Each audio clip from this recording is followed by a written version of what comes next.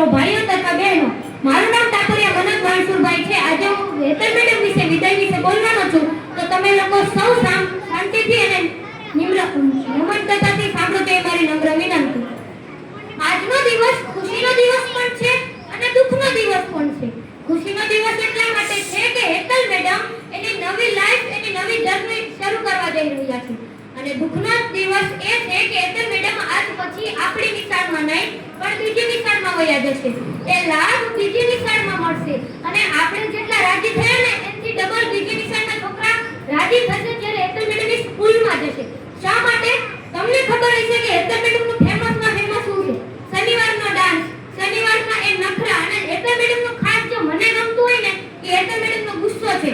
એ એવો ગુસ્સો, નખરાળ ગુસ્સો છે કે હેતલ મેડમ ગુસ્સો કરીને મને જાગતું મારે ને તો મને મજા આવે, કેમ કે એનો નખરાળ ગુસ્સો બધાને બહુ ગમે. પછી શનિવારે ડાન્સ કરાવવો, પછી બધાને મસ્તી કરાવવી, પછી બધાને પ્રોત્સાહન આપવું વાર્તા માટે, એ બધું અલગ જ મજા હતી. પણ હવે આ મજા હું એમ નથી કહેતો નવા મેડમ આવશે એ એન્ટરટેનમેન્ટ નહીં કરાવશે, પણ હેતલ મેડમ એવા મેડમ મળવા એ આપણા માટે ખૂબ મોટી વાત છે.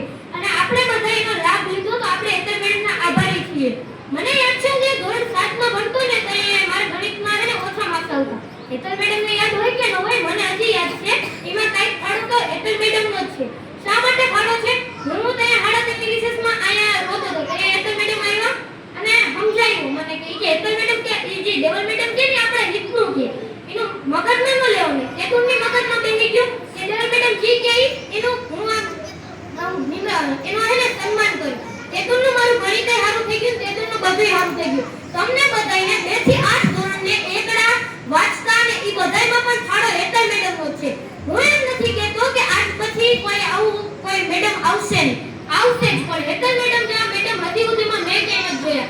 એવા નખરા, ઈ નખરાવાળો ગુસ્સો. હવે હેતલ મેડમ જે છોકરાઓને ભણતા નહીં ભૂલકાઓ હું કે સાંભળજો કે મેડમ તમારો સ્વભાવ એટલો પ્રેમાળ હતો અને એટલો શાંત હતો કે અમને ક્યારે ભણવાનું બોજ લાગ્યો જ નથી. અમને ક્યારે એવું લાગ્યું જ નથી કે અમને કંટાળો આવ્યો. અમને એવું ક્યારે થયું જ નથી કે તમે ભણાવો. અમને એમ જ થાય કે તમે અમારી એને મસ્તી કરો.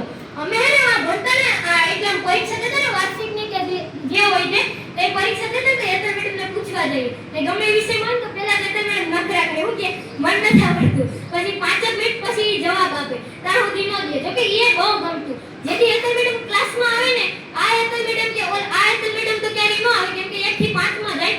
ઓલા હેતલ મેડમ એવા નખરા કરાવતા બહુ એટલે બહુ અતિ જાય. 5 મિનિટ તો આપણે કે ઓહો આ તો નહીં આવડે આમ ને આમ, પછી જવાબ આપે. જો કે એ અમને બહુ ગમતું અને એ બહુ સારું લાગતું.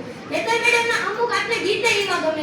તમે જોયું તો જયપુરના રાજાની રાણીની, પછી એક લસણ કી ચટણી. એ હું હેતલ મેડમને એને વિનંતી કરું કે છેલ્લે લસણ કી ચટણી આપણે બધાને સંભળાવતા જાય. પછી તો આ નિશાળમાં યાદ રહે કે નો રહે હેતલ મેડમ ઉપર છે. હવે આના મેડમ હેતલ મેડમને હું કે સાંભળજો કે મેડમ તમે વઈ જાશો તો અહીંયા ખાવા બેસે તો અમારી ટાંગ કોણ ખેંચશે, અમને અમારી એને મજાક કોણ કરશે, પછી અમને રોસ્ટિંગ કોણ કરશે. અમે ઘણીવાર બેઠા હતા રમતા હેતલ મેડમ એને બીજાની મસ્તી કરી બહુ ગમે હેતલ મેડમ. એટલે જો કે અમને બહુ સારું લાગતું. અમને રમત થાય તો અમને ખાતા ખાતા મજા આવે. એટલે એ હવેથી તો જો બીજા મેડમ આવે તો આપણે આશા રાખીએ કે એ પણ એવું કરાવે. પણ હવે આજ પછી જોવા મળે કે નહીં મને નથી ખબર. અને આપણે બધાએ હું પ્રાર્થના કરું છું કે હેતલ મેડમની આગળની લાઈફ અને આગળની જર્ની ખૂબ સારી જાય અને આગળ ખૂબ પ્રગતિ કરે એવી મારી અને તમારી પ્રાર્થના છે. અસ્તુ. જય હિન્દ, જય ભારત.